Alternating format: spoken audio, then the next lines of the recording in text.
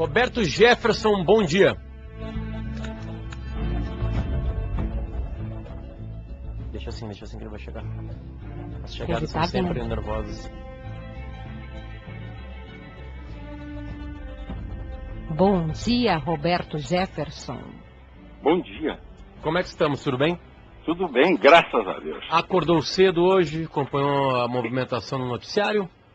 Eu estou acompanhando desde cedo. Eu normalmente acordo cedo. Luciano, eu não sou um homem de deitar tarde, mas também não acordo tarde. Não acorda tarde. Eu acabo de assistir ao jornal nacional, quando é assim, 9h30, 15 para as 10, já vou me deitar. E também 5 horas eu estou de pé, 5h15. Todo dia essa é a minha rotina.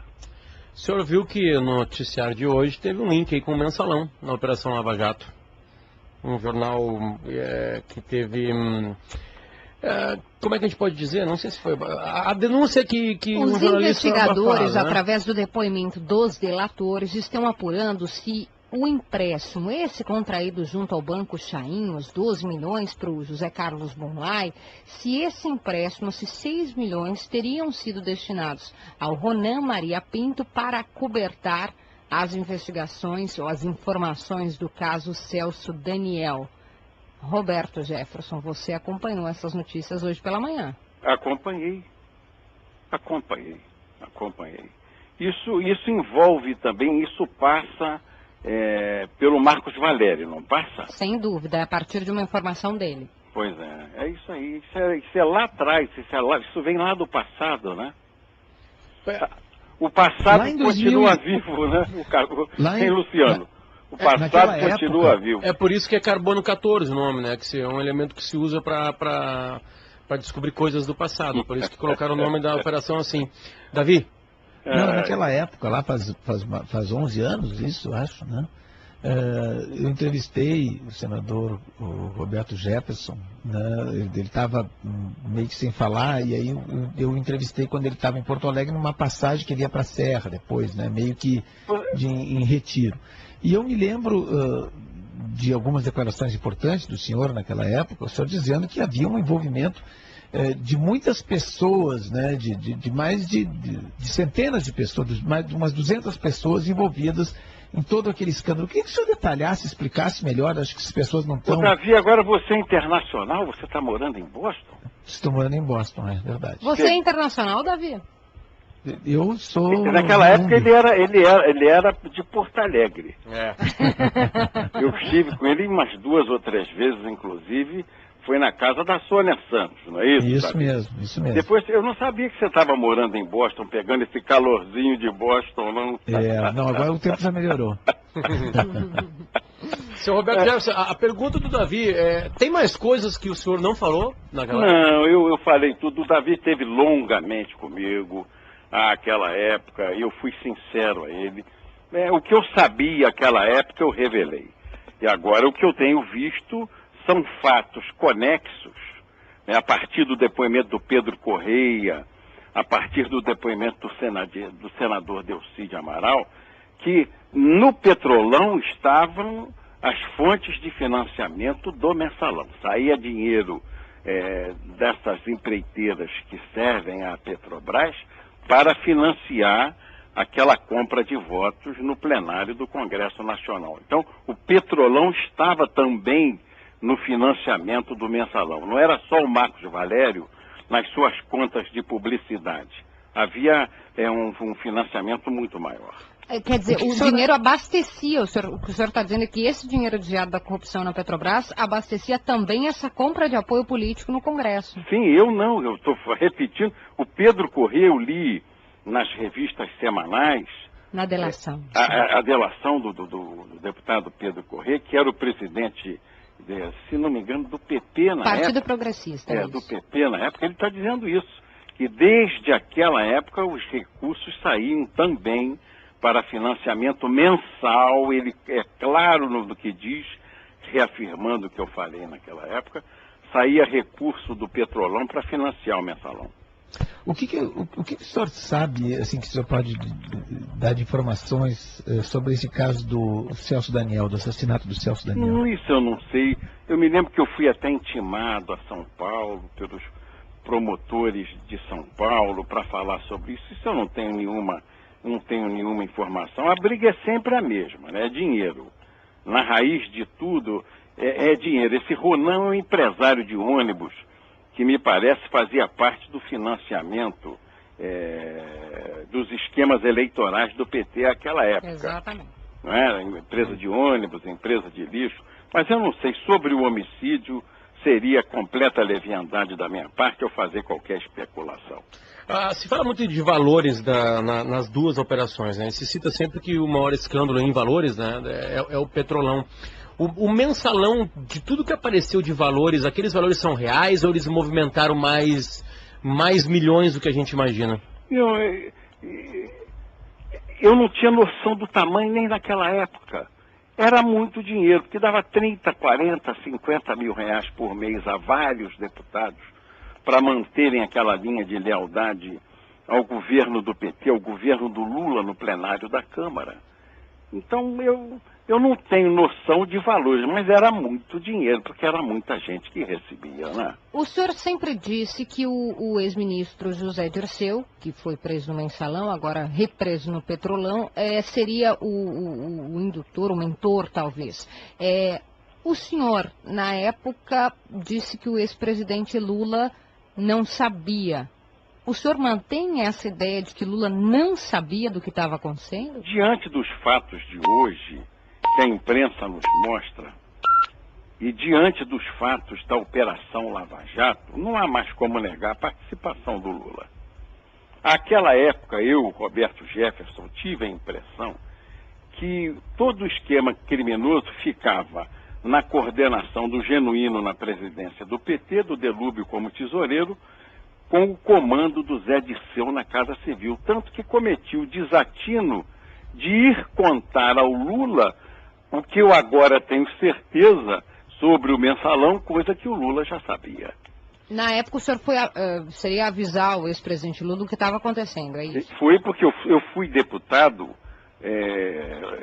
Kelly, desde o governo Figueiredo. Eu nunca tinha visto isso na Câmara dos Deputados. E o PT era um partido assim quase sotaina, né? Um partido igrejeiro, nasceu dos movimentos de base da igreja. Eu achava que tinha ética, eu estava muito no início.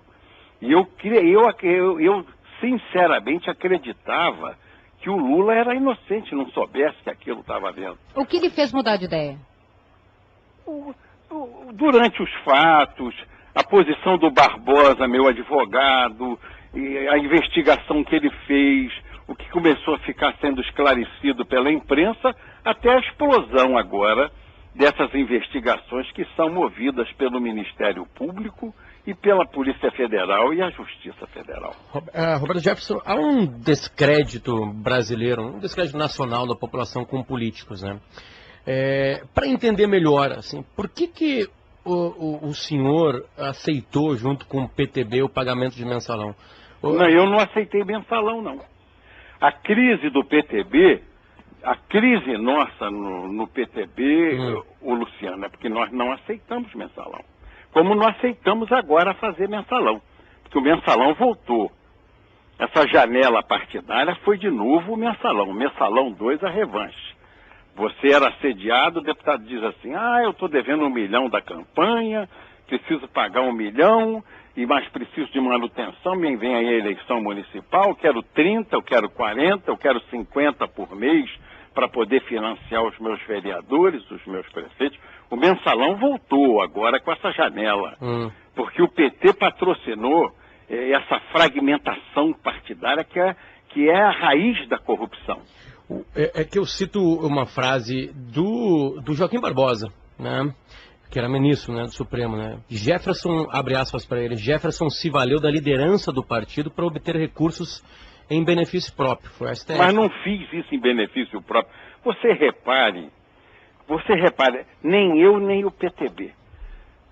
Vem Petrolão, é empresa Nuclebras, é Petrobras, é BR Distribuidora, tem o ex-senador do PTB, está atolado lá, mas não tem nada a ver com o PTB. Mas a instituição PTB e os deputados do PTB, ninguém está envolvido nisso. Você tem reparado a repetição das notícias, Odebrecht, Sim, OAS... num outro escândalo, né? Num escândalo do Petrolão. O PTB está fora de tudo isso. Por que o senhor diz que o PT... Como é que o PT conseguiu fazer digamos, esse polvilhamento, digamos, dos partidos brasileiros? Essa fragmentação que o senhor se referiu. Hoje são 40, dividiu. Hoje nós tínhamos a cláusula de barreira. A primeira coisa que o PT fez foi acabar com a cláusula de barreira. Segundo, deu valor ao voto. Hoje o voto é medido em dinheiro. Você se cria um partido novo, o deputado federal sai e abre um partido junto com outros e leva o fundo partidário e o tempo de televisão. O que fracionou, que fragilizou a instituição partidária. Antigamente o tempo de rádio e televisão era da instituição partidária. E havia até a lei da fidelidade partidária, o deputado que deixasse, você entrava na justiça pedindo o mandato dele, era aquela briga, durava 2, 3 anos de briga, mas você fazia a briga. Hoje não, o cara sai, leva o fundo partidário, leva o tempo de televisão e está tudo certo. Quem fez isso? O PT. Porque a época do governo Fernando Henrique, você tinha uma lei que tinha uma cláusula de barreira. Aqueles 5% nacionais e 2% de votos em 9 estados. Hoje acabou. Quer dizer, qualquer virou quitanda. É igual sindicato. É a mesma bagunça que sindicato de trabalhador. Todo mundo vive de imposto sindical, fundo partidário. E pode abrir quantos quiser, desde que não crie embaraço para os maiores partidos que há, que são o PT, o PMDB, o PSDB, principalmente o PT. O PT criou isso. Eu me recordo bem a época do presidente Fernando Henrique, havia cláusula de barreira. Quem não cumprisse os 5% estava extinto. Perdia o direito de tempo de rádio, perdia o direito de tempo de televisão. Hoje não, vai fazendo partido assim, aí todo mundo se aluga. Tem um exemplo agora recente do tal do Partido da Mulher Brasileira. Não tinha uma mulher no partido. Aí fizeram o partido com 20. Veio a janela, o Partido da Mulher Brasileira ficou com 0. Quer dizer, é uma bagunça do tamanho do mundo. E isso tudo é com dinheiro, movido a dinheiro. Eu digo a você que agora na janela nós recebemos 2 ou 3 deputados nos assediando. Não, eu devo 800. Preciso de 800 mil. É a luva do passe. Para ficar, o senhor diz, ou para entrar? Não, para vir para o PTB. Para entrar. Mas eu estou aqui, eu tenho aqui a minha base. Preciso pelo menos de uns 40 mil por mês para poder me manter, 50 mil. E digo aqui, meu irmão, no PTB não tem isso não. Não teve no passado e não haverá no presente. Obrigado. Ficaremos menores. Éramos 24, agora somos 19. Mas ficaremos muito melhor. Faremos um extrato. Não é que eu diga que tem político bom, não. Político todo mundo tem defeito. Mas pelo menos esse defeito nós não queremos ter. O que se cita nas investigações da Lava Jato links em direções grandes da Petrobras, digamos assim, né, em cargos grandiosos, linkados a partidos, né, principalmente o PMDB, o PT e o PP. Algumas outras figuras de outros partidos são citadas, né, que é o PSDB e tudo mais. O PTB chegou a ter algum cargo gigantesco na Petrobras? Ou por que não teve? Estava no jornal, Luciano. E por que não teve? Por que o Nunca pedimos. E nunca foi oferecido? Nunca foi oferecido. E nós nunca pedimos. Essas coisas ninguém oferece. A joia da coroa o governo não oferece. Você só conquista essa joia se brigar por ela, mas nós nunca brigamos por ela. Nós tivemos sempre assim, caminhar dentro do pragmatismo, mas não virar para o lado da imoralidade. Essa foi sempre a bandeira do PTB. Não é? Sempre foi um caminho nosso, equilíbrio, bom senso. Repare, terminado o mensalão, você não vê o PTB em mal feito nenhum. O senhor está botando a mão no fogo por todas as pessoas do PTB? A maioria de gente boa. E ali no Rio Grande do Sul, um timaço. Ah, mas tem um que é manco. Tem um que tem o nariz torto. Tudo bem. Perfeição nesse mundo não tem. E eu também vou te falar uma coisa, Luciano. Viver no mundo de gente perfeita eu não gostaria. Tem que ter um defeito. Os amigos têm que ter defeito. Porque eu sou amigo dos meus amigos, Luciano. Digo com o maior de coração aberto, apesar dos defeitos. Eu não sou amigo dos amigos pelas virtudes, que eu acho isso farisaísmo. Eu sou amigo dele porque ele é um cara exemplar, é um cara que tem moral, que tem ética, chega em casa às 7 da noite com a birnaga debaixo do braço, sai 6 horas para trabalhar. Tudo bem, isso é bonito, mas eu sou amigo dos meus amigos, convivendo com os defeitos que eles têm e amando os defeitos que eles têm. Esse negócio de sou amigo só de perfeito, tô fora dessa conversa, amigo. Eduardo Cunha tem algum tipo de ligação com o senhor ou não? Para mim é o meu herói, é o bandido herói, é o vilão que eu mais gosto. Por quê? Por quê? Porque ele joga igualzinho o Lula, é um bandido à mesma altura do Lula, com a mesma qualidade moral, com as mesmas falsidades, com as mesmas mentiras, joga com as mesmas armas do Lula. O Lula se surpreendeu com o Eduardo Cunha, porque eles são iguais nos vícios. São dois pistoleiros, sacam rápido, roubam no baralho. Mas o Eduardo Cunha tem 20 contas lá na offshore. Não, mas o dinheiro... A conta não é minha, não. A conta não é minha, não. Nem... Eu tenho um trust que depositou dinheiro meu naquela conta que eu ganhei vendendo cana. Mas a conta não é minha, não. É igualzinho o Lula. Não o apartamento lá, o tripleque, como diz o Lula. O tripleque não é meu, não. É do Bunlai. Eu botei lá meus móveis, pedi o pessoal da UAS para botar uma cozinha bonitinha para a mulher, que ela merece. Mas não é meu, não. Aquilo é do Bunlai. Mas e o sítio? Não, o sítio é do Bittar. Pô, mas fizeram uma reforma milionária no sítio do Bittar, Lula. Não. É porque ele é meu amigo e quando ele me empresta, quer que eu tenha o melhor. Eu vou lá 150 vezes por ano. Mas não é meu, não. Eu botei lá os barquinhos com o nome dos meus netos só para homenagear meus netos. E o Eduardo Cunha é igualzinho o Lula. Eles mentem com a cara de pau, com disfarçatez no essencial. E o bom do meu bandido herói, que é o Eduardo Cunha, é que ele sabe qual é o truque que o bandido Lula vai usar na próxima esquina.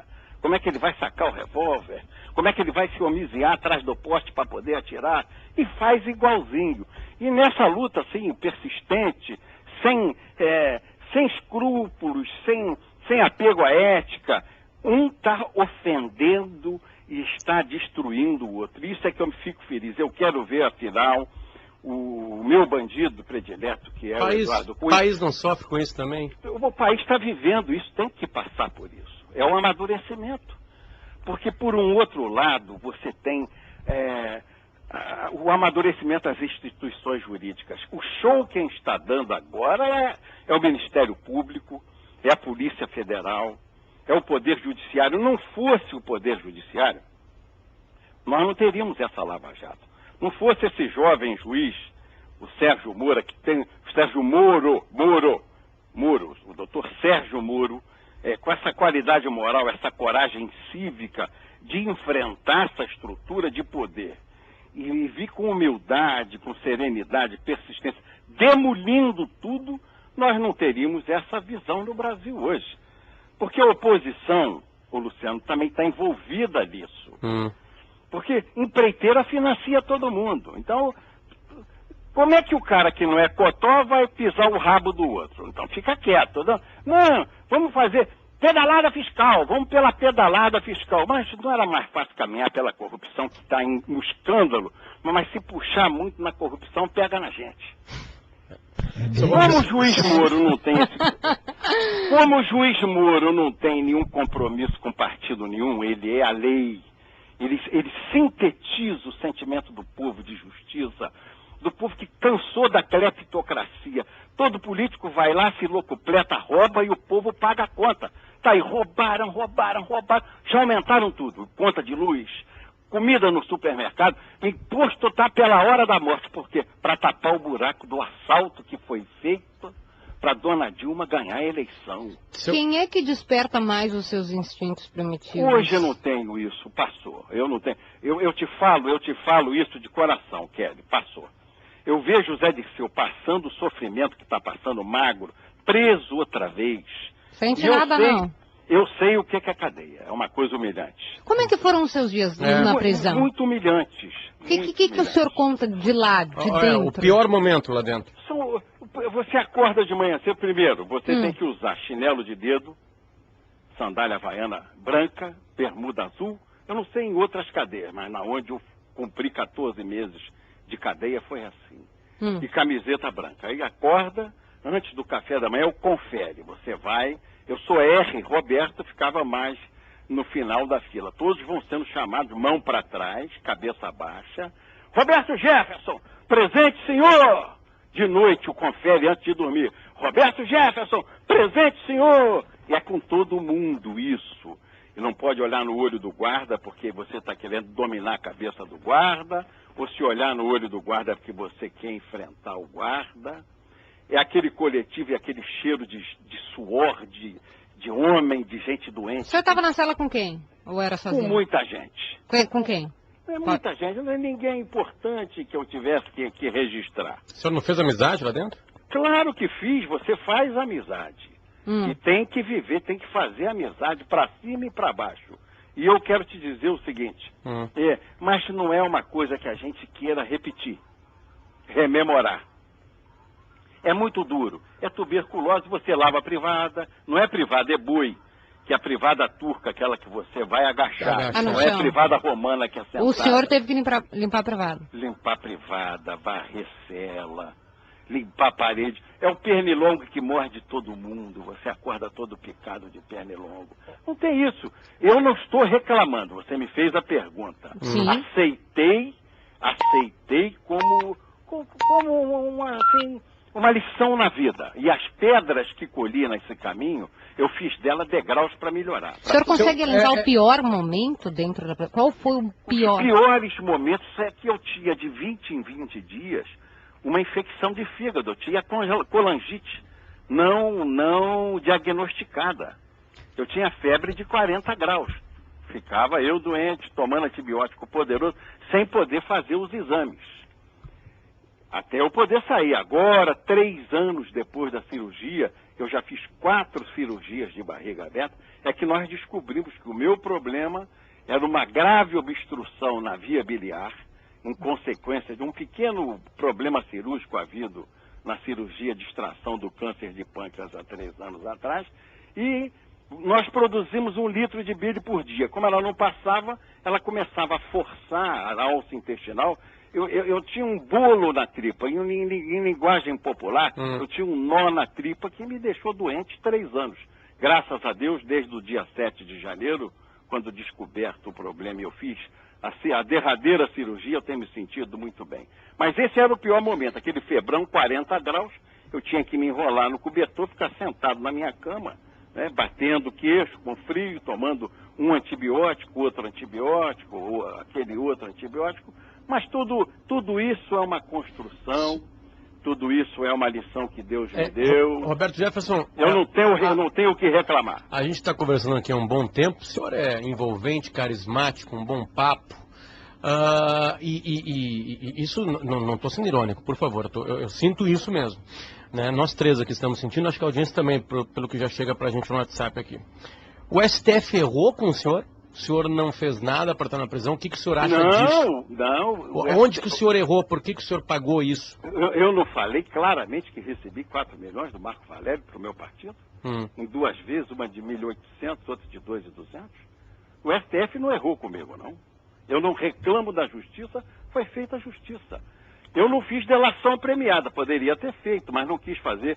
Me recordo que o juiz me perguntou, o juiz da Vara Federal, o senhor quer fazer delação premiada, doutor Roberto Jefferson? Eu falei, não, senhor. Eu sou responsável pelas minhas atitudes e vou pagar por elas.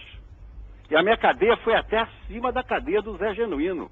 O Genuíno foi condenado a 4 anos, porque ele era guerreiro, herói do povo brasileiro. Ele, o chefe do Mensalão, junto com o Zé Disseu Delube, teve uma condenação menor que a minha. A minha condenação foi maior que a dele. Não reclamei, não fiquei revoltado com a vida, com Deus. Aprendi a amar muito mais a minha mulher pela parceria.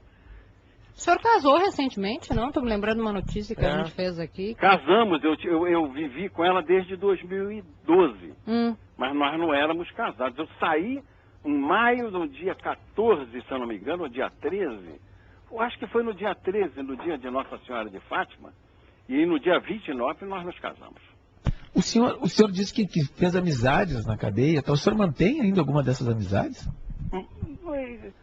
Tem muita gente que eu fiz amizade que continua lá, não é? E fiz amizade com alguns guardas penitenciários que hoje a gente se encontra, toma café, bate papo, fiz boas amizades.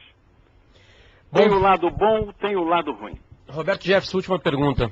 O senhor acredita que haverá, o senhor deve ter muito contato em Brasília ainda, o impeachment por pedalada fiscal da Presidente da República? Não, pedalada fiscal só não. Assalto na Petrobras, porque Passadina tá no jogo. É pedalada fiscal. O pessoal está muito nesse negócio. Nesse impeachment que está sendo votado aí, não tem. O que o Potter está se referindo é que o que está em jogo agora, esse impeachment que está dando sequência na comissão, é o da Janaína Pascoal e do Dr. Reale, né, que fala só de pedalada. E também é um grande crime contra o Brasil, de qualquer maneira virar um impeachment. Tem um segundo, que é a representação da ordem dos advogados do Brasil. Me fale também de Michel Temer, o que o senhor acha dele? Eu penso que o Michel não vai governar. Não vai governar porque o PT, se a Dilma for empichada e será, o PT já começa a promover no Tribunal Superior Eleitoral, já vi essa semana que o processo avançou, aquele pedido de impugnação da chapa Lula-Dilma, feita pelo PSDB, porque mostrando que as fontes de financiamento da eleição dos dois saem de roubo na Petrobras. Então isso vai avançar, vão caçar a chapa e vai ter eleição. O senhor está falando do julgamento aí no TSE. Mas e mesmo assim, quero chamar a atenção de vocês. O impeachment é luta palmo a palmo. Eu que estive ao lado do Collor, eu era, o pessoal me chamava, o general da tropa-choque do Collor, lá em 1992, o Collor foi cassado por apenas 10 votos na Câmara, hein? E era o réprobo. Eu quero chamar a atenção, é dificílimo aprovar o impeachment, dificílimo. O Collor tinha contra ele o Brasil, tinha contra ele os Carapintadas, tinha contra ele a OAB, tinha contra ele a ABI, tinha contra ele a FEBRABAN, a Federação de Indústrias de São Paulo, o Brasil. Tinha toda a classe média, porque ele sequestrou a poupança de todo mundo, prendeu o dinheiro da caderneta de poupança de todo mundo. Faltaram 10 votos. Se 10 pessoas mais tivessem rejeitado o impeachment do Collor na Câmara, o Collor não teria sido cassado. Mas o curioso é que o Collor agora saiu do seu partido porque não é contra o impeachment da presidente Dilma. Mas você veja a dificuldade que é apoiar um impeachment. Nós não estamos lidando com o Collor, apesar